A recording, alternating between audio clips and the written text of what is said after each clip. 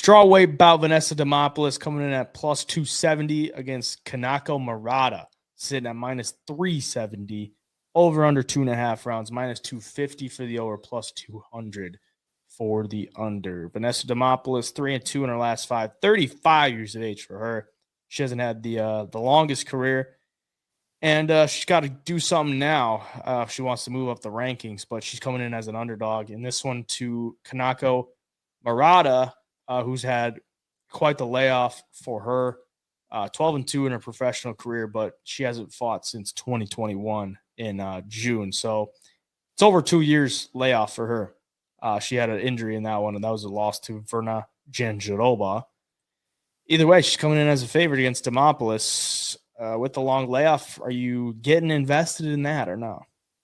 I think minus 370. First of all, in women's MMA is crazy as it is, but minus 370 off of that big of a layoff is even crazier. I do think she wins the fight, but betting-wise, it's like you can't really even put that in a parlay. There's so many unknowns with how she's going to look coming back off this. For Demopolous, she's good when she can implement her game plan, when she can get takedowns and when she can use that top control and the pressure to look for submissions and work like that. But I don't see that happening here against Murata. I think Murata will be strong enough to keep this fight where she wants it, keep it on the feet. And I think she could even land a takedown or two of herself here. And if she does, I just don't think Vanessa will be able to fight off of her back well enough to pull off a crazy submission or something like that against Murata. I think Murata is equal or even better on the ground than Vanessa is going to be here. Vanessa Demopolous is fun. She's always got the fun, post-fight press conference and interview in the cage. But when it comes down to fighting, I think Murata, if she comes back healthy and she's been working on her game, I think she should win this pretty easy. But minus 370 is pretty crazy.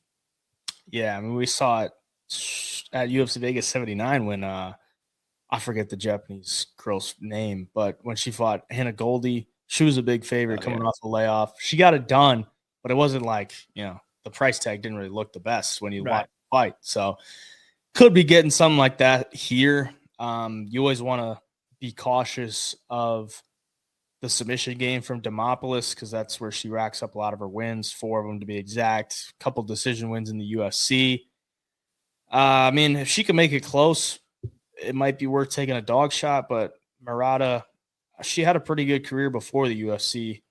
I mean, she fought in Ryzen. She was 5-1 in there, 2-0 in Invicta, wins over Emily Ducote, who's in the UFC now and looks pretty decent. And then a win over Randa Marcos in her UFC debut. I don't know. I mean, this is greasy women's MMA.